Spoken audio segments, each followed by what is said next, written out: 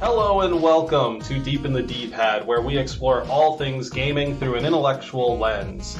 I'm your friendly neighborhood host and game designer, Carlos, and with me, as always, is RK Taylor. On today's episode, as you can tell by the title, we're talking about types of gamers. We're trying to classify them. We have genres for movies, books, and games. Now we have genres for people. Gamers, specifically, sitting down in their Omegatron chair, drinking their G Fuel promo code, cool shirts, fighting on their epic PewDiePie bridges. We need to classify these creatures so that we can better understand them and sell to them, because as always, we are ruled by corpo overlords that need to pinch every last penny out of our pockets. And what better way to do that than figure out what box we fall into, right? So let's get right into it after we first have our D-pad delights.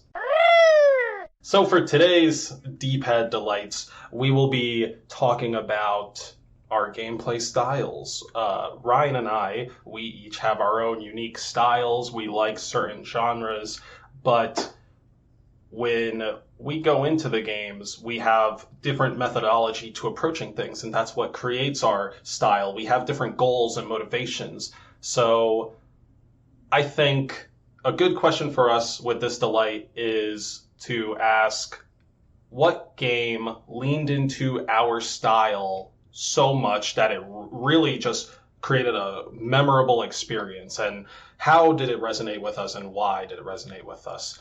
And to start things off, I'll bring up the game Shadow Complex. Shadow Complex is a Metroidvania, meaning heavy exploration and upgrade-centric gameplay. 2.5D, so you're side-scrolling, lots of platforming. Shadow Complex had the military thriller conspiracy angle to it, and the character would get these robo-suit upgrades throughout the game, which made me very excited because I liked sci-fi, but it also meant you would get the ability to double jump, the ability to run super fast, which let you either clear gaps better, or you could straight run up walls, which was very cool. And that kind of rolled my love of exploration in games with the platforming and with the upgrades, and all of that just created such a very fun experience, and something that I hadn't really sunk my teeth into like that since maybe Metroid Fusion back on Visual Boy Advance, right? How old were you when you played Shadow Complex? I was in middle school. I'm guessing pre-15. I don't know the exact age, but I think I was less than 15. Okay. So yes, I was young. But Ryan, how about you? What do you like to play, and what game impacted you by going right into your play style? Yeah, so I've been thinking about Pokemon Snap recently, because the new Pokemon Snap came out in 2021. And I was thinking about what Pokemon Snap did for me as a kid, and I didn't play a lot of shooting games. I'm not sure if I wasn't allowed or if I just didn't gravitate toward them. But when I was probably 6 years old, I got Pokemon Snap, which I think probably introduced me to first-person shooting mechanics. And for anybody who doesn't know, with Pokemon Snap, it's kind of like a rail shooter, which is kind of like a carryover from arcade era, when you'd be holding a gun, and your character would move once you cleared the enemies, right? Like a shooting gallery type situation. But for Pokemon Snap, you're on rails, and there are different ways that you can interact with the Pokemon. So for example, there's an apple that you can throw, and near tall grass, and a Pokemon might come out and eat the apple. So there's a level of interactivity and exploration in that game. But there's also the first-person shooting mechanic without combat, which I think is something that we don't really see very often. So I found that to be it was unique at the time. I mean, first-person shooting in general was unique. Also, shooting is so funny because you're shooting with a camera. It's it's actually, it's not I don't know. I guess it works both ways. I wonder if that's even how it was like developed in part. Like, people throwing around ideas, and they talk about shooting, and it's like, well, what could you shoot Pokemon with? Yeah, I could totally see that being a very like Nintendo type of challenge. I don't know if they like do game jams in those studios, but I could see that being kind of like a sort of like, how do we put first person shooting on its head? And then like, boom, you have like, let's do shooting through a camera, Pokemon Snap. That's really cool. So like you're into first-person shooters. Like, first-person shooters are pretty easy to, kind of figure out. You, like, look around and you point. But in this case, it's not, like, focused on the combat. It's way more focused on, like, finding beauty in the world and, like, even creating that beauty through opportunity, right? Like, setting out the apple for Pikachu to eat before he hops on a surfboard or something like that. And all this talk really makes me want to play the Nintendo Switch Pokemon Snap, which I have yet to get my hands on. But all this makes me want to play Hey You Pikachu with a working microphone. Can they remake that game? Like, I'm really into the idea of like being able to have like a little Pokemon who responds to my every whim. Yeah, I feel like they could do a much better version of that today, but I feel like they're waiting to remember how they made those like little BB-8 bots when Star Wars The Force Awakens came out. I think they're waiting for like that tech to get better so they can make little just Pikachu bots, and then we'll really be in like some future tech shit where we see kids like Ryan's Toy Reviews walking around with a little like legion of Robo Pikachus as his pets. It's like a Roomba like meets a Chihuahua. Like, you can have a purse for your little robot. Like, yeah, a Roomba meets a Chihuahua is the perfect description of that. Wait, really quick, both like the Hey You Pikachu and the Pokemon Snap also are great for people who don't want combat but enjoy like the Pokemon universe, or like want to explore it, or they're so gentle. And not to say that there's anything wrong or that there's like gratuitous violence or anything in the Pokemon world, but I mean, it's essentially cockfighting, right? Like, right. It's just like people like taking these like animal type creatures and like beating the shit out of them with each other in order to like prove their own like, bravado, basically. Like, it's like, look how cool I am. I own something that can beat something you own. Like, screw you. And talking about it from a more gamer level, it's like that is translated into slow, turn-based menu interface combat. It's not actually like, it's not like Tekken, but with Pokemon, right? It's not Pokken Tag Tournament, whatever they actually made.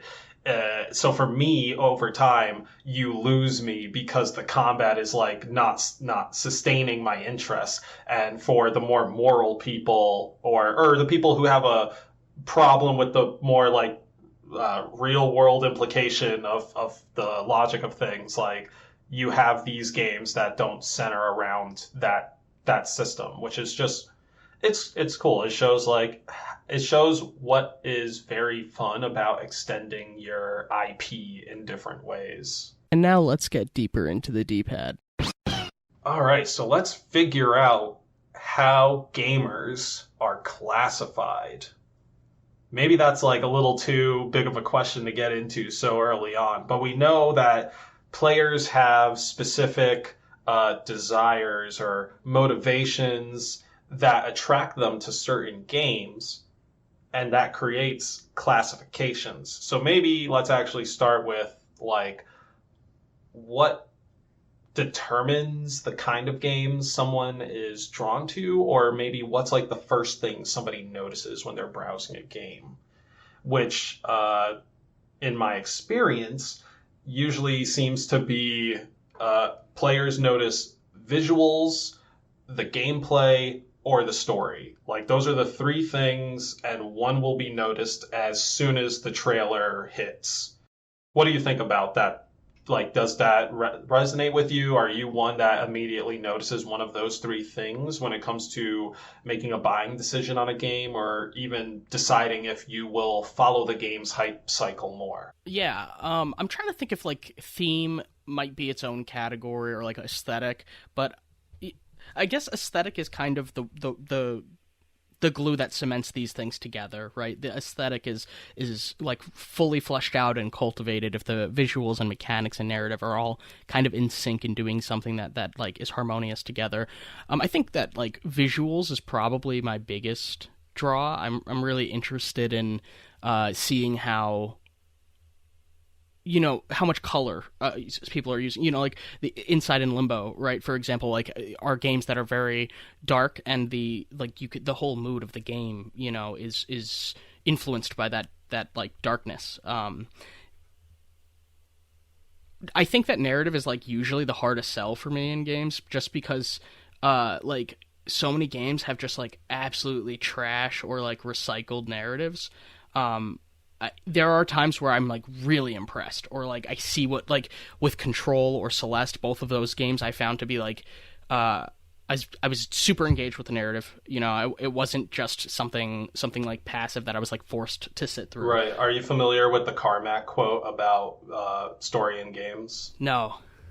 The John Carmack, who now works at Oculus, but used to work on Doom, like he's one of the original creators of Doom. Anyway, back then, he said that about story in games, that story is to games as story is to porn. Like, it's supposed to be there, but it's really like not paid attention to, which funny enough, the Act Man calls out in one of his more recent videos, but at this point is very clearly like the opposite. Like definitely like story and porn has gotten a bit better, like if they put more money into it, but in games, story is kind of like what's driving the biggest like budget games currently, outside of say the live service type stuff.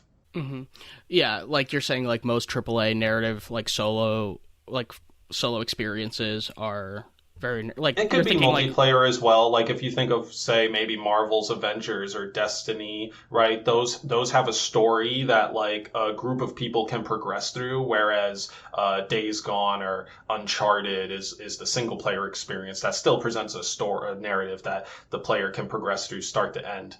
It's just that those live service ones are designed, you know, like World of Warcraft, where the story gets new modules tacked on every so often. Yeah, I mean, I think that the story is like one of the most expendable parts, right? Like you can play Asteroids and not know the name of anybody. You can play Pac-Man, and like if not for the title, would you know what a Pac-Man is? You know, right. And like they're still fun. Pong is, you know, or like sports games. You know, like you don't absolutely need a story.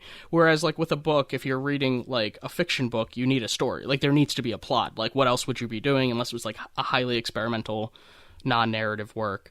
And I think that that's one of the reasons why story kind of gets like maybe put on the back burner, or like one of the things that I think about with writing is like an internal journey versus an external journey. And a lot of genre fiction, you know, Lord of the Rings and, you know, Harry Potter and most sci-fi and most fantasy pieces of works are dealing with an external journey. A hero has to conquer some land. The person has to rescue the princess. Those kinds of tropes, right? They're often recycled in games rather than it being an internal journey of growth and you know, overcoming. And that's one of the reasons why I mentioned Celeste, because Celeste is like a game about overcoming depression and facing your shadow self, and the external journey that we're taking the character through is a metaphor for the internal journey that she's experiencing, you know. And in some ways it's kind of crude. I'm climbing a mountain is the actual physical journey, but the way that parallels the emotional journey, you know. I mean, like the idea of climbing a mountain as like emotional perseverance is essentially like The Little Engine Who Could, right? But so it's not even like it's super profound, but it was still more fresh than most of the things in video games, which is like, you know, get the Triforce, you know, stop evil. Exactly, yeah. Damsel in distress, grab damsel, okay, yay. So I think this is a good time to bring up Bartle's taxonomy of players, because we've talked about kind of like what draws us initially. I'm way more of a gameplay mechanics guy, and then maybe the visuals and narrative will pull me secondarily. But Bartle's taxonomy of players is one of the older classification models for video game players.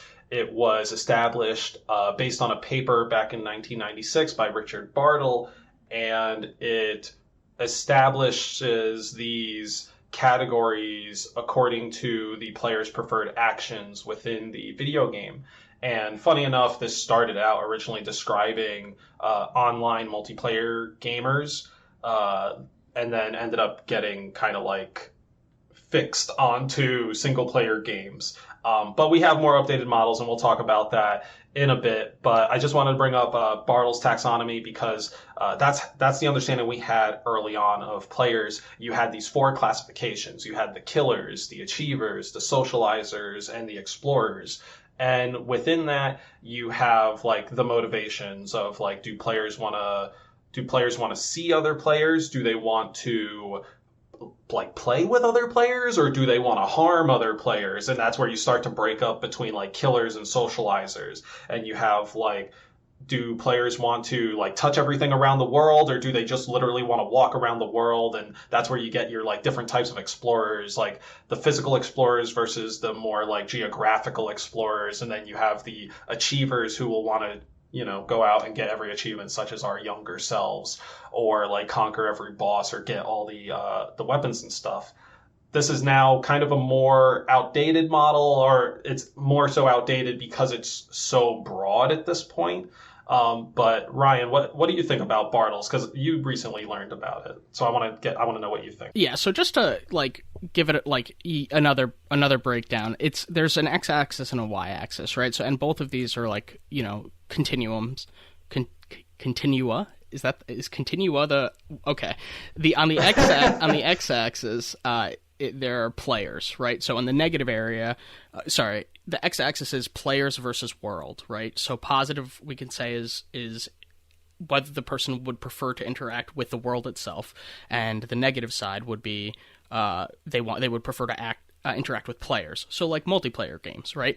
And then with the, you know, let's just take the players for a second, right? If people who want to play multiplayer experiences, some of them want to role play and like be immersed in like hanging out with other people, and it's not about like the competitive aspects of it. Those people would be considered interacting with the world, and their category is socializers. At the other end. Yeah, and just to give some examples of the socializers, right? These are the people who, say, play Second Life or VR chat, or they might jump into, let's say, World of Warcraft on, like, the roleplay servers. You know, like, they're very much into it for the communal experience and not necessarily the objective or the like conflict therein. It is way more of the social aspect. Mm-hmm. Yeah. So the x-axis is players and world. The y-axis is acting versus interacting, right? So the socializers are the interacting, and the killers is the name of the category for people who like to play with other players and are also like acting. So it's not being responsive as much, right? Like socializers, that requires more of like a collaboration and like a community, whereas like killers would be like Call of Duty. Like you jump into a match and it's just about interacting with it's just about you and other players, and it's about your immediate impulses and the ways that you're responding as soon as you see someone, right? And in a way that isn't collaborative.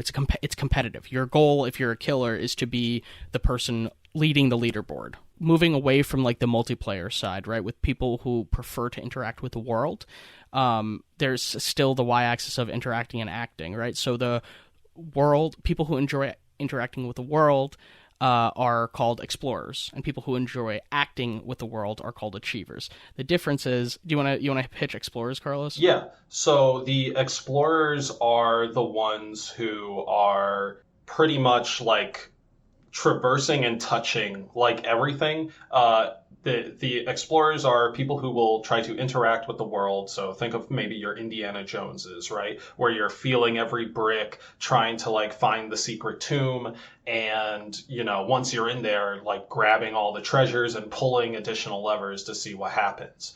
Whereas if we get into the achievers, that's more so the players who go out into the world and seek the things to conquer more so. Right, collectibles, right? So, like, if you're the kind of person who's going to play Mario 64 and get all 120 stars, it's not so much about exploring the world, but it's about achieving the world. It's about, you know, you're essentially conquering the kingdom if you find every single star that's been hidden there. So having a very powerful character, right, in like a Metroidvania, making sure you have as many hearts as possible, those kinds of things. Those are all the motivations of the achiever. It's kind of about the long-term growth. Exactly. I know you said that this is kind of like an outdated model, and like I know it's a couple decades old, and honestly, video games have just drastically changed since this was like this organization style was conceived. Yeah. I do think it's a useful heuristic. In the show description, I'm going to put a link called the Bartle Test of Gamer Psychology, which allows you to take this test, and it'll show you where you are on the graph. I'm not sure if that's like a super formal or official thing, or if it's just kind of like more casual and like... It's kind of like a casual / I mean, it's totally informed by like, the model and stuff, but I think you need to do like a lot more surveys or whatever to get like a super hardcore reading. But I did this survey link back in college to get like my reading and stuff. Oh, you for did? One of my freshman classes. Yeah, I learned about this in my freshman year, like intro to game dev. Nice. Game history and development class. That's what it was. Where are you? Are you an achiever history. explorer or something? Oh, I'm super explorer, and then probably like halfway into socializer and achievers. I am the type of player, like I said with my D-pad delight, who likes to explore and get every nook and cranny. So when I'm starting in a level, I will turn around and go backwards and see if the designer like hid anything there, because that's where I wasn't expected to go. And then also I really like playing with friends, and I still, even though I don't go for all the achievements anymore, I still like getting rewarded for completing challenges, which is why I'm actually, I think, playing Resident Evil 8 so much. It just keeps rewarding me for like every playthrough I'm doing. Yeah. I'm like part achiever, part socializer. I was like pretty close to those two. And they definitely provide different needs. Like achiever is more of like my solo gaming style. I enjoy I don't enjoy role playing. Right, like I don't do anything like that, but I'm willing to play a lot of different kinds of games. We've talked about card games, we've talked about board games, and when other people are there, and if there's like a team effort, I always find that to be really fun, and it's just like a nice like excuse to socialize almost. Yeah, I mean we talk about it every now and then, how like battle royale games or the live service games have become kind of like the new hangout, right? Fortnite, Warzone, Rocket League. We can just sit down, chill with friends, and before that it was like World of Warcraft or whatever on Ventrilo. Yeah, there's so many places to go. I see a part of myself in all of the different categories, though, and perhaps that's part of the reason why it feels like it's not fully satisfying. It's as if the game that I'm gravitating toward is fulfilling whatever that need is right now, and those are all different types of needs. Yeah, and I think, the reason why this is not wholly applicable is because, again, it's only like 4 categories, and we have so many.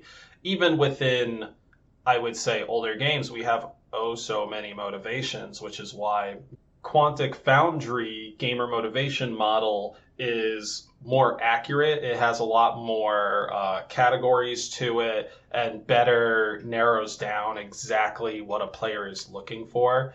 And it also helps that games allow us to do a lot more today. But I guess now's a good time to take a look at Quantic Foundry's gamer motivation model versus Bartle's. And again, we are trying not to overwhelm your mind right now. So we're going to try to talk about this in a light way, because there's like 12 or whatever, like motivation models. So like breaking it down, we've talked about, killers, achievers, explorers, socializers. We've talked about the things we like to do. In Quantic Foundry's model, which is like much more recent, has articles as recent as 2015 and sooner, but 2015 is what I'm seeing right now for the motivation model that we'll add in the link description for the show. So Nikki authored the Quantic Foundry article that we're talking about. That's called Player Segments Based on Gaming Motivations, and this will be linked. the idea, the way that it's different from the past one is that it's not just analyzing things across 2 dimensions.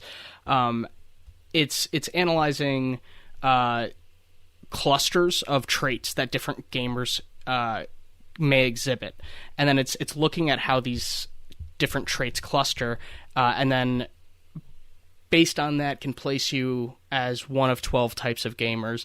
And a limitation with this model, of course, is going to be that, gamers are dynamic and they may like different types of games, or they may like different types of games for different reasons. So I think that we're going to run into a very similar problem. Carlos, do you want to say anything about the specific traits that they're looking for, or is that something like the gamer motivational model? Is there anything specific about that you think that needs to be said? Yeah, I would like to say that from a developer standpoint, I like it. It's way more accurate, and when you're able to use it, it gives my job way more information that is useful. I suppose one could reach out and use this model and better focus their resources towards certain mechanics over others, right? So I like it from that standpoint. I like it from the academic standpoint of, just trying to figure out what drives players and, where everybody gets categorized. I can't really add anything more of weight to it because I'm not as much a statistician, I believe is the word. I am not good at statistics, but this organization does the legwork of getting out there and surveying hundreds of thousands, if not more, people to get this data, and that's awesome. I really appreciate it. Yeah, it said they analyzed over 500,000 gamers, which is a ton. And there are graphs up the wazoo. I mean, yeah, it's next level. And just to take 2 categories of the 2 of the 12, right? One is gardener is their term for it, and I think Animal Crossing is a game that they use as an example, or The Sims, any of the games in that series. And the idea is that these games are quiet and they require task completion. What's that? Yeah, Viva Pinata, right, would also be right. A very gardener-heavy game. And then a game like Celeste, which we've mentioned earlier in the show and is also one of the ones that they mention, would be an acrobat game, or it would be a game for acrobats, so people who like to test their reflexes. So, Carlos, you're saying that in terms of applying this to your job, if you knew that your game was very acrobatic, let's say, right, or it was appealing to acrobatic players of the acrobat type, and let's say we further discovered that if you added just a small amount of gardening mechanics into the game, then you might have a surge in the game might have a surge in popularity, because now it's kind of crossing lines that maybe aren't too common, right? Yeah, so the way this is very useful is when we're making our game, we need to figure out who we're making it for, right? You're always building a game for someone else, even though you're probably going to play it way more than anyone else is going to play it. You're making it for someone else. And so at that point, figuring out whether you're making a new IP or working on an existing IP, you need to figure out what are the expectations within that. So getting these player segments, that's what we're calling out. The acrobat and the gardener are player segments that come from figuring out your motivations and stuff. If we figure out that our player segment for whatever game we're making, let's say Donkey Kong players were suddenly really testing as gardeners, then Nintendo would say, well, let's lean into that. If everyone we're surveying about Donkey Kong is saying, oh, I really liked task completion, and I really liked this weird Donkey Kong game where I was just petting puppies all the time. I liked it way better than Donkey Kong Country. I don't know why, but I just loved it. Then Nintendo would reasonably go, okay, I guess this is where the money is, and make Donkey Kong's Garden Grove, and boom, like you'd have maybe 1 million sellers. Like that's the thought, right? Like, oh, if we can pinpoint what they love, then we make what they love and we profit. And the triple question mark is this, like, I guess, like, make it work, or the model that we're seeing in front of us. Was that a succinct enough answer, or did I ramble a little too much there? No, that was good. I like that. Yeah, it seems like it's more macroscopic than I was thinking. Like you may not be directly able to apply this in your job, but you think that like maybe like producers or like higher ups who are like the shot callers are more of the people who would have influence and would be like funding these studies ostensibly. Yeah, I think so. Me as a level designer putting together the actual content that players would be then playing in the end product, I don't really see much of this stuff right now influencing my day-to-day work. But when it comes to the creation of the project and the actual concept itself, like nursing that into life, that is more so like where it would come into play, because I'm now going to switch metaphors and put game development in the metaphor of a, say, B-2 bomber on a flight. Once that plane takes off, aka the concept is agreed upon, and you're now going in engine and like actually starting to make a level or multiple levels for it. The plane is off the ground. You already know what your player segments are, and you just need to make sure you stay on course till you reach the finish line. Okay, games like Deer Hunter, like simulators that are, or like Microsoft Flight Simulator, like those. I think those games are appealing to a very specific like population, right? I think the creators of those games know that they're not for everybody, but almost like cult following, right?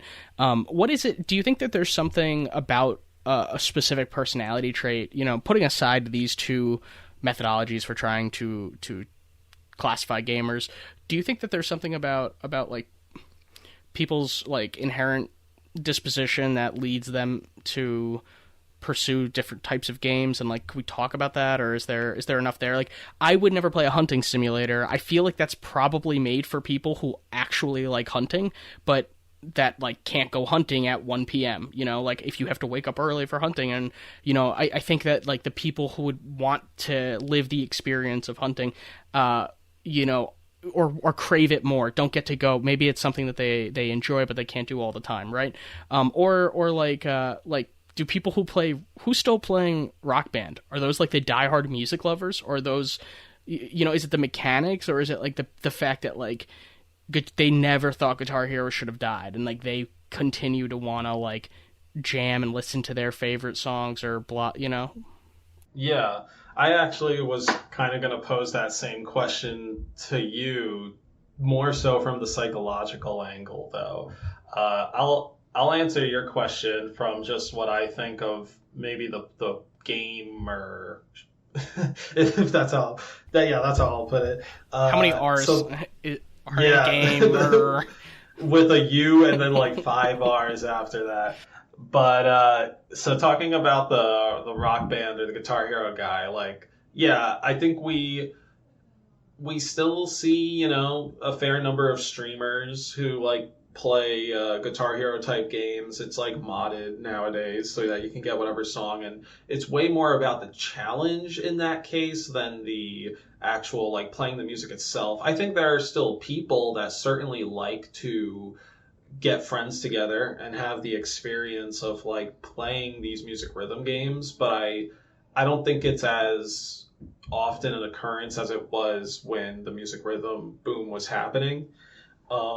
So I guess maybe what you're getting into, if you're talking about people who like are really diehard and playing like oldies, or maybe more so like the retro gamers or the classic people, like, Angry Video Game Nerd, or like OG Jontron, or mm-hmm. like they're kind of like the historians, like we talked about in an earlier episode. Retro gamers, in a way, like maybe they're more historians than other gamers. Maybe that's just the type of game they like, and eventually it leads to them making their own modern game with retro sensibilities. Like something I saw recently was Yeek or Y2K.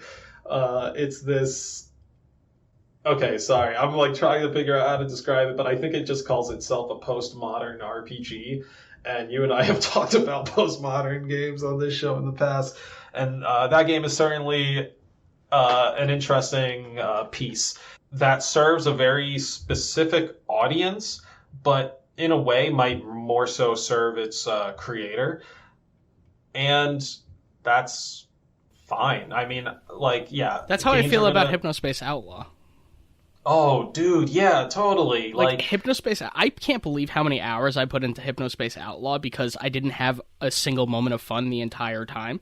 But I was so mesmerized by this is like a 90s software sim. So you play as like basically someone who is trying to control the early internet traffic and make sure that people aren't committing acts of harassment or like illegal sales and and merchandising and right. But you should let them know that like the actual gameplay is basically holding a mouse and navigating Windows 98. Yeah, like that's the totally, gameplay. Totally, you're stopping traffic. You're saving the internet all through mouse clicks and it's so boring. Interfaces. But there's so much written. I couldn't believe they have so many different web pages, and you're on web pages of these like fictional characters that these creators came up with, and it isn't supposed to be fun. I really don't think that it's supposed to be kind of like detective worky, maybe a little bit of point and clicky, like mechanics, because you are like just a cursor. I don't know. Very, very interesting game that I think in a way serves the creator more than any of the people who play it, but it does kind of stretch the limits of how we think of games and like what a game could be, right? Yeah, and to bring this conversation around, I think full circle, artsy people are the people who would want to play the two games that we just mentioned, right? Like you have to be, in order to stay engaged with it at all, you have to be open-minded to creative interpretations of the word game. You have to be at a meta level of like, I am not just consuming this for fun. I am going to just consume this as it is, which most games are not tailored for, right? And I think in a way, actually, like Death Stranding is the most recent like big budget artsy game that would be in that same genre of like, games you either are into or are not, and it's totally fine if you're not, because they are doing unconventional things. And the other thing I wanted to bring up was with your like hunting simulator question, I wanted to juxtapose the hunting simulator to Papers, Please, which is a game that I have like played and replayed. Never actually beat it, but I keep replaying it every few months because I am oddly entertained and or satisfied by this fantasy and or loop of being a papers inspector, being a like passport inspector, and making sure like the border is safe through just mundane stamping of papers and looking at somebody's face. Like that to me is fun in a gamified stance. I wouldn't want to do that as my actual job, but it serves a specific niche. I don't see that type of game like reaching mass audiences and people being like, oh yeah, I love just stamping paper, ha ha ha, stamp paper and look at a face.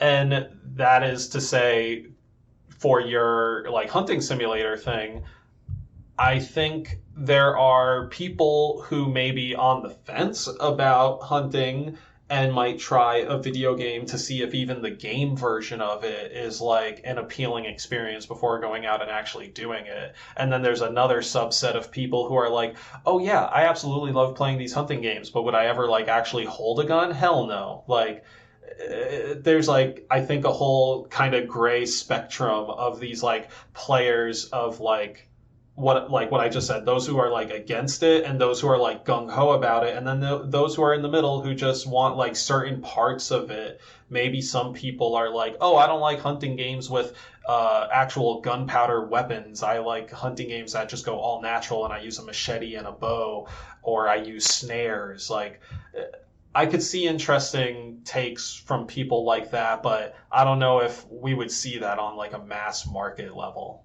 So you're describing different types of players. There are people who are all in, and then there are a couple of different kinds of people who are on the fence about it.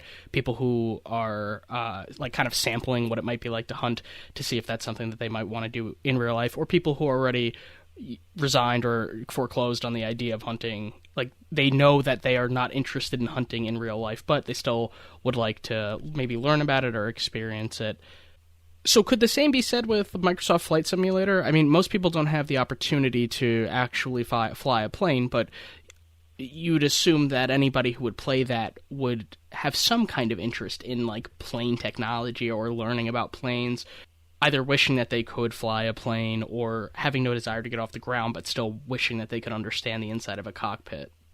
You know, I think simulation games have that kind of thread in common, where it's the opportunity for people to sample or try something out or learn about something that they may otherwise not, or to just get better at something that they're already passionate about or learn more about something. I think there's also a role play factor too, actually. You know, you keep talking about Flight Simulator, and finally some of my memory synapses fired off, and I remembered seeing all these like compilations of Twitch streamers, and, you know, maybe there was a whole marketing thing behind that. But anyway, a lot of the more fun clips, and this is true of like American Truck Simulator, right, and Euro Truck Simulator, Trucker Simulator, Farmer Simulator, the streamers who actually like role play out the thing, like it's more fun, it's more engaging to watch them. It almost seems like a better gameplay experience. Like when the guy has like a full suit on and the pilot's hat, and he puts on the aviator glasses, and then he actually has like even the very complex like flight stick layout rather than the other thing, and he's saying like, oh, this is your captain speaking, we got choppy weathers, and he's like flying over, like that whole thing. That's actually something you can't even necessarily get from a game that's trying to simulate that experience, because I think if a game tries to simulate that experience for you, right, like giving you a captain character and even like saying the dialogue for you and stuff, that is role playing for you. You are not the one role playing. So that's even another thing, going back to us talking about the socializers and the role players. Like, simulation games can help for that role play without putting any sort of goofy abstraction on it. Yeah, are there any other types of games that might reveal a specific like set of traits that we might see in a player that's like different than most video games? You know, like something that isn't necessarily supposed to be fun as the primary. I feel like you know, platformers and shooters, and even though they might be very different types of players who would be interested in, let's say, a first person like realistic graphics shooter versus a platformers, but I think both people are trying to have fun at the end of the day. When I play card games, I'm not trying to have fun. I'm like trying to like expend mental energy. You know, like I'm trying to like think as hard as I can and to like make really calculated decisions. And card games are interesting because they are like a medium and a genre. You know, it's and I don't know what to make of that. You know, I'm talking specifically about digital card games right now. Yeah. But yeah, do you have any thoughts on that, or like what might I be finding appealing, or what might people in general be finding appealing about card games? Like, what might that say about a person's, you know, play style, or if their motivation is not necessarily like joy or, you know, elation? Yeah, I think most of the time, if not all the time, our goal is to be stimulated. I think that's kind of the joy. Honestly, like the joy might not even be the right emotion, right? Because like we oftentimes will go to a game for challenge, although I'm not talking about the gardeners necessarily, because the gardeners, they want a quiet, relaxing, task completing time. That may not require challenge. It may just require patience. And how that relates to the card games is that I think card games tend to appeal, depending on how the cards are used or how the card mechanics are used and what they're used with. I think they tend to lean towards more cerebral players who like logic puzzles, players who may like to like sit down for a few minutes and figure out this Resident Evil puzzle. That's what I mean by logic puzzle. It's like I'm going to mix these two liquids in so many ways. Whereas someone may be more into like an action puzzle, which is like, oh no, I'm in a sunken town and this bridge in front of me is raised, but if I use my gun and shoot this bundle of wood taped up with brightly yellow tape, then the bridge falls down. That's an action puzzle. And those take, like moments or less to solve, whereas the logic puzzles can take way longer. And for me, card games tend to often appeal to the long puzzle types of players, except for when they get integrated into action games like Kingdom Hearts, RE, Chain of Memories, or maybe it was just Chain of Memories. I don't remember because they made so many Kingdom Hearts games. But I remember really liking that one because it had this like live action system. Like you could run around the environment, like smack people with your Keyblade, but you were using cards. Like there were cards in your hand. That game is impossible. I hate that shit. You can't have a card game that isn't turn-based. Like, dude, no way. It works because it's tough, and if anything, it needs more iteration. But I think it works because it creates this ebb and flow of combat as long as people have cards and the action points are being mitigated at the correct time. It's fucking Yu-Gi-Oh! On motorcycles, like, basically. And that has happened. I will find a clip and I will have to insert a link of Yu-Gi-Oh! On motorcycles somewhere. But, like, it's cool. It's action, but it's thinking. That's me. That's my monkey brain moment. Like, if I'm gonna have thinking, I want the action with it most of the time. And I can appreciate the long form puzzles, but I think you're a very cerebral person, Ryan, and that's why the card games call out to you so much. Like, that's why you get so into Monster Train. That's why you dislike Kingdom Hearts Chain of Memories, because it doesn't use the cards as cerebrally as you'd like. I've tried that game twice, and when I was a kid, I thought I was too stupid for it, but then I played it when I was in like my mid-20s, and I was like, no, I am too stupid for this. Like, it's true. I was right the first time. Oh man, I think I'm the wrong kind of smart for that game. That's like, I can't think and fight at the same time. That is like just my corpus callosum can't handle it. I'm like, my brain is caving in. Yeah. I think honestly that system has just carried over to modern day Final Fantasy. I'm pretty sure. Like, without the need of like cycling through cards and stuff, you now like live battle, you run around the environment and you have this like sub menu that you got to navigate with the D-pad. But it feels good. I definitely was having a lot of fun playing the latest iteration of Final Fantasy VII, what they call remake. And what they call remake. So ominous. Who are they? You mean that's just the name of the game? Like, the CEO of Square Enix descends upon us with red laser eyes, like spree.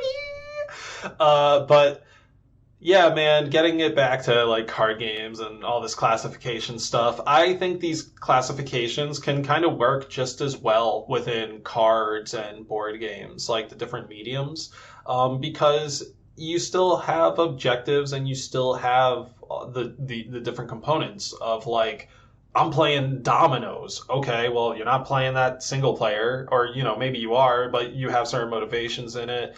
Like, the sort of like definition and motivations are going to be kind of different. This is built for video games, but I think because it is still game at its root, you can kind of finagle it to fit those different mediums better. Yeah, I'm thinking about like, how like in the newer Civ games, or maybe all of them, or maybe just one of them, There are like multiple ways to achieve a victory. You know, it's like you can have a faith victory, you can have a militaristic. Yeah, that's in every. Okay, that's in every Civ game. Yeah, nice. Like I wonder if there's something to be said for like what draws people to this. And Armello is like this too, right? Like Armello has multiple different victories. I wonder if the kind of victory that a person is likely to try to achieve. You know, I mean, obviously there are some things that are like circumstantial or situational, and like you can be just responding and like as adaptive as you can. But let's say you're the kind of person who's always going to go for, who's always going to like first think of a faith victory, right? Like, does that say something about you? Like, you know, it could be, it could reflect the relationship that you have with like faith yourself, or you know, like with militaristic types of combat or something like that, right? I think it could partially be that. That's a cool way to look at it. And the way that I, as a developer, tend to look at it is more so like, what is the easiest way? Like, with peace and love, all players want the easiest, laziest method of success. So, to me, that would mean in Armello, if I'm a knight type character and my goal is to like deal with the Mad King, then I'm gonna lean into my strength stat and like get a whole bunch of attack cards, because that's what is immediately apparent to me as the easiest and fastest route to success. Whereas somebody who's a more experienced player may be like, oh dog, I can collect these 4 stones in 3 turns with whatever character I got and be done. And so this kind of maybe brings us a little bit into like, how do we figure out for ourselves what type of player we are? And that's through like playing the game and figuring out like, how do we approach the game and or the challenges within the game, and then like how do we end up playing like as our time with the game goes on, like I just explained with the knight versus the universal player who could just win with whatever, which like my friend Cody, he's basically that wizard type character for Mario Party. He has like some sort of internal like clock that is perfectly in tune with Mario Party games, and he'll just like win every time via, I swear it's via the like whichever stars you don't have control over at the end. Like, that's the landslide where he just triggers it. The bonus stars? Yeah, the bonus stars. Like, doesn't matter what. Like, you could play whatever type of style you want. You could be extra dirty and just completely, like, kick him in the corner for all the mini games. And it's like, nah, I got this code cracked. You're not beating me. So, yeah, like, everyone should, you know, if you're playing games and you feel like thinking a little bit more, maybe ask yourself, like, what am I doing in this game right now? Why am I doing it? Like, why are you yourself doing it? Why did you decide to go out to the store, pick that game, and then pop it in and play it? You've been working hard. You've been busting your butt. How dated? You do. What year are you in where people are still buying physical games? There's a lot of people still buying physical games. There's a lot more people. We'll leave that topic for another episode. That's a big topic for another episode. But, like, yeah, I don't know. I'd like to hear from some of you, like, what drives you to play certain games? Like, what's your favorite game and what drives you to just, like, play it? I'm not even going to say pop it in. What drives you to click on download it through your future interface and then play it in your 2021 time? Oh, my goodness. As is new tradition on our show, we begin the end with a skill treat.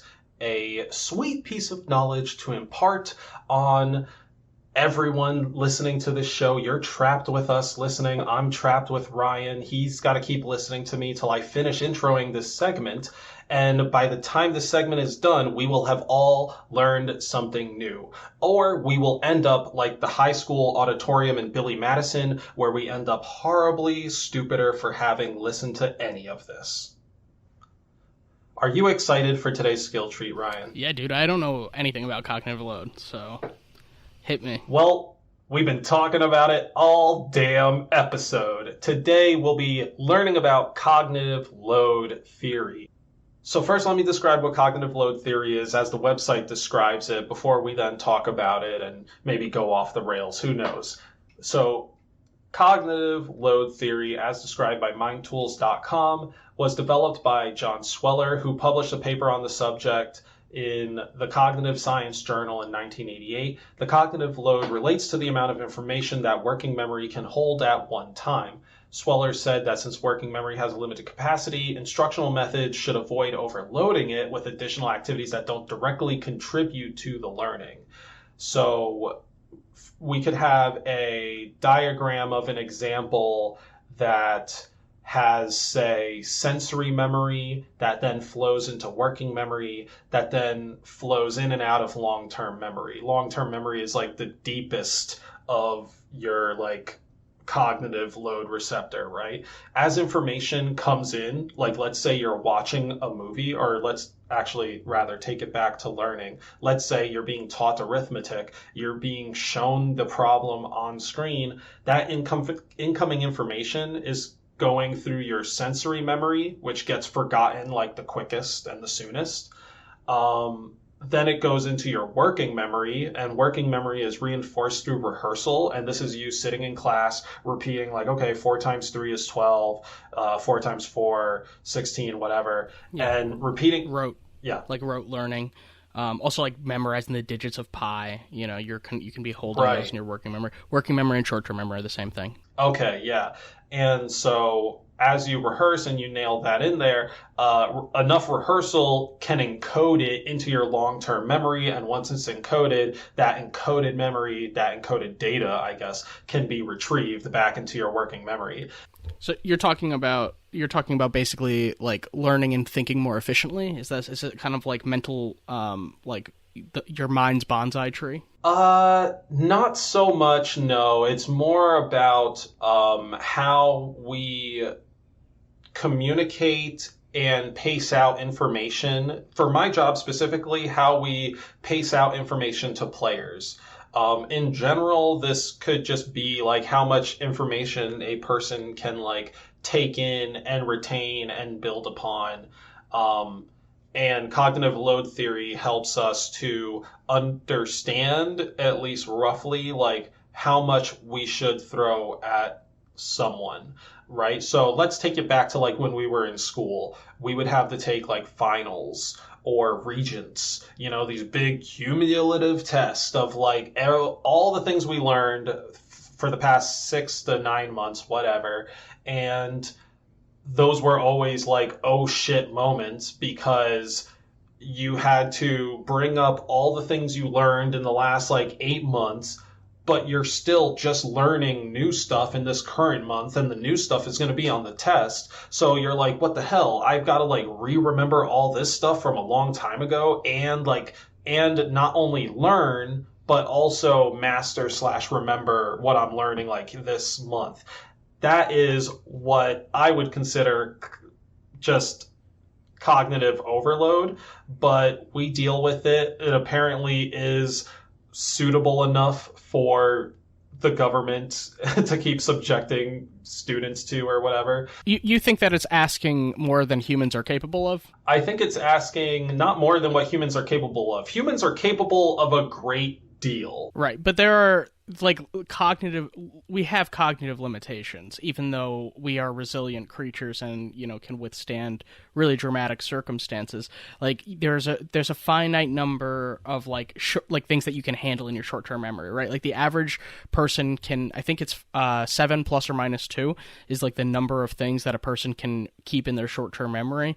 And one of the ways that we deal with that, right, if you think about a phone number, right, you'll group numbers together so that they're fewer. If it's 42 rather than 4 and 2, then I'm able to bundle things so that my short-term memory can handle more digits, basically.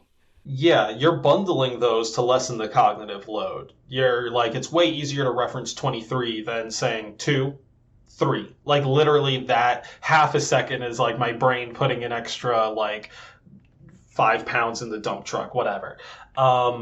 So yeah, going a little less from the extreme examples, I'm saying like for those big tests, it's just like kind of needless overload. Like it's sort of, I understand there's a need for the long-term memory and maybe things are designed in a way where, yeah, sure, that like works out still. But I think the tandem of like get tested on shit you're learning now and get tested on shit you were learning like a while ago seems like a little much. Some things build on each other, right? Like I don't know how this gets broken down into the cognitive load conversation, but you know, if you're learning about like algebra and you've already mastered arithmetic, then yes, then like you don't have to like remember arithmetic every time you use algebra. You just like already know it, and it's applied arithmetic. Yeah, and so I'm going to bring that back into video games now because you actually mentioned something really good, things that build upon each other. So me as a game designer and level designer, I have to think about the things that I want to introduce to the player as like obstacles or tools for them to overcome and or use.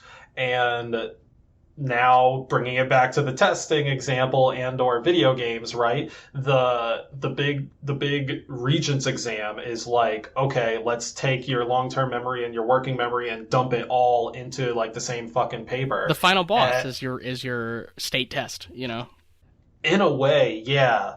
And I think in some ways that I was initially going to say, I think in some ways that it's different is that like games do more of like building upon things towards that final boss. Whereas in real life, you know, not everything is harmoniously tied together in a progression that makes sense for the final encounter. So I think we end up getting these moments in those final exam examples where we are like, oh no, I learned arithmetic and I learned like the thing that builds upon that, but like where the fuck did proofs come out of? Like there's some sort of like appendage that just may not have like related to something else. Or maybe it's perceived by the user that it just came out of nowhere. But for my job, the way this relates is that, you know, we have to think about the three types of memories and how that relates to our mechanics. So like, let's maybe take Days Gone as an example. In your long-term memory, you kind of know, okay, I got a bike and I can ride around. I can shoot things, right? And I have an inventory. Like that's sort of your long-term memory. And the working memory is more so like, I just learned about Molotovs. Okay, I'm going to use Molotovs to burn a nest. And now like you played a mission that taught you can use a Molotov to burn nests. And what are you going to do in the very next mission? You're going to have an entire hotel filled with nests, like 4+ nests that you have the opportunity to burn out. Why? Because we just introduced a brand new piece of information to you. It hit your sensory memory. You saw, ooh, I can make a Molotov. Ooh, a Molotov can blow up and burn a nest. That's all brand new information, and we just put it into your working memory. Now we need you to rehearse that 5 times through the next mission so you can remember. You absolutely should remember that you need to burn nests with the Molotov by throwing it. This is a lot of this already is very little information. I'm sorry if this is sounding horribly boring, but for a brand new player, this is a lot of information. They're in a new world. They don't understand what the hell's going on, and this world comes for them. So we need them to remember, hey, build a Molotov, throw it at a nest. The same way Miyamoto needs to remind you, hey, there's a Goomba, jump on it. Here's 2 Goombas, jump on it again. Oh, there's no Goombas, but there's a gap.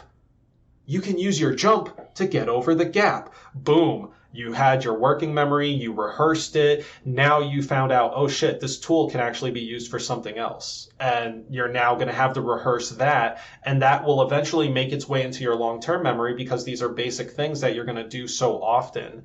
And eventually a new mechanic that you might use less but will still be, you know, very useful and need to get into your memory will show up. Like let's say the cat suit from Mario, right? It's not something you always have, but when you get it, you're able to like use the stuff enough, you're able to rehearse enough that when you see it in the future, you're like, oh, I know exactly what that tool is, and my brain can reference what it does and how it could be useful in this situation. So that's how level designers have to consider pacing out their levels for, teaching these mechanics, as well as, enemies or puzzles, just various things. We heavily have to consider cognitive load theory, or at least we should consider cognitive load theory, because there is certainly a plethora of games that are willing to just, dump everything on you and say, go for it. Yeah, I want to not let the school thing go really quick, just because it keeps, lingering. First off, I want to say I'm not defending, state tests or public education or anything like that. Nor I'm not indicting them either, but I don't want to seem like I have a stance on that when I'm not ready to make a case either way. Sure. But I do think that the goal of these tests, or the hope, is that students will be able to demonstrate mastery throughout the year, and that, ideally a teacher would be able to teach what they need to teach in order at a pace that works for most of the people in the classroom. And, if things are, even history, I think, builds on itself, right? Like, in order to understand the 1800s in American history, you should also understand the 1700s in American history, because, you need to, there was a whole formation. It's not like the 1800s happened, in a vacuum. There's a whole context so the more history, the more parts of history you understand, the more you understand, like, the harmony and the actual, like, development and how things unfolded. The same with math, right? Where it's not chronological in the same way that history is, but things are help reinforce each other, and there are multiple ways to solve a particular problem once you learn, more about math. It's hard without getting into specifics. But I think like a game is like a tutorial is like this, right? Where it's like there are types of games that have tutorial, like you will have to successfully execute a motion or activity before you can move on to the next part of the tutorial, and that is ensuring that you have maybe not mastery but competence or like familiarity before they introduce part B, part C, part D. So it's tiered. It's like first you need to know how to walk and jump, then you can learn how to grapple, then you can learn how to hang glide, because, grappling helps you reach high distances. Hang gliding is what you do after you've reached high distances. So perhaps they would feel it wouldn't make as much sense to do those in the reverse order, although theoretically they could, but you're feeding people nuggets, and it's like a trail that you're leading them down of learning, right? And it's supposed to be engaging that entire time. You don't want it to be too fast paced. You don't want it to be too slow. Yeah, totally. And I think actually how this maybe ties into a game again is like you oftentimes Knockout City. You're gonna take no. Knockout. Oh, okay. I want to. Not Knockout City. Okay. But when you encounter boss characters, right? Every now and then you'll find a boss character who has little lackey characters that they'll throw at you, and the lackey characters will be characters you fought before. Oftentimes they will be parts of the boss's behavior pattern, and that again is things building upon each other, right? So if big golem boss is throwing little rock characters at me, I've already fought little rock characters, and I'm now used to the boss because he has the same attack pattern as the rock characters, plus like 2 new moves.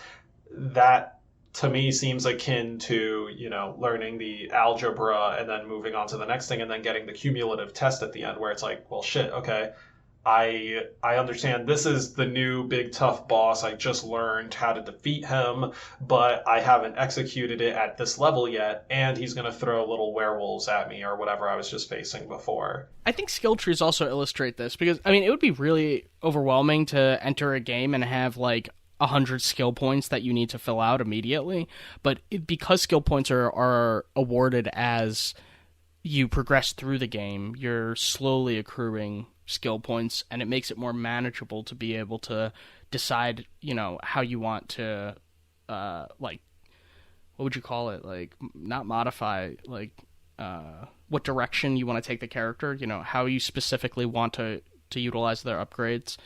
whether you want them to be Yeah, faster. I would have more almost say health, or how you whatever. want to modify gameplay. Yeah, I would say how you were initially going to say how you want to modify gameplay, because the skill points are always like, am I going to punch harder? Am I going to be collecting more? Can I like see more?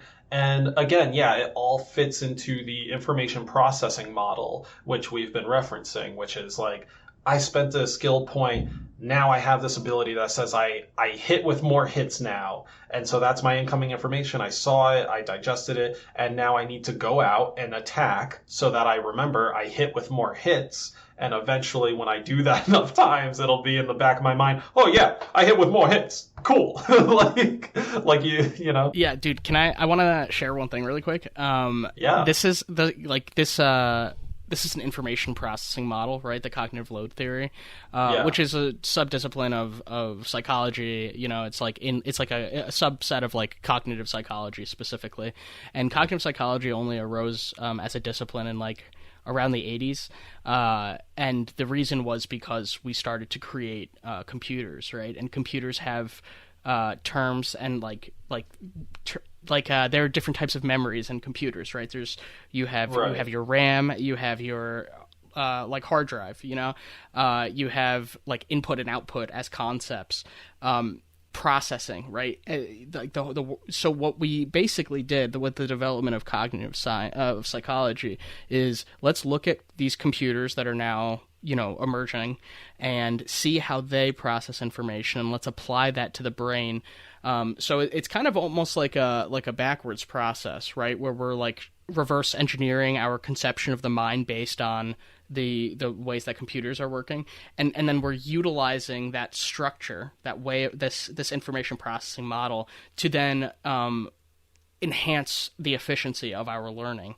And like, I just love that it's like we got this because of computers. We're applying it to humans in their relationship with computers. You know, it's like, yeah, it's a very cool cyclical, like just learning about ourselves and trying to be better. Thank you for listening to Deep in the D-Pad. Subscribe wherever you listen to podcasts and share us with your friends. For updates and discussion, follow us on Reddit at r/deepinthedpad, Facebook at deepdpad, and subscribe to Deep in the D-Pad on YouTube. Don't forget to hit the bell. And if you want to ask us questions or get a chance to share your own D-Pad delight on the show, email us at askdeepinthedpad@gmail.com. Be sure to put question or delight in the subject line. Big thanks to 8-Bit Jazz and Kevin MacLeod for supplying the music for the show.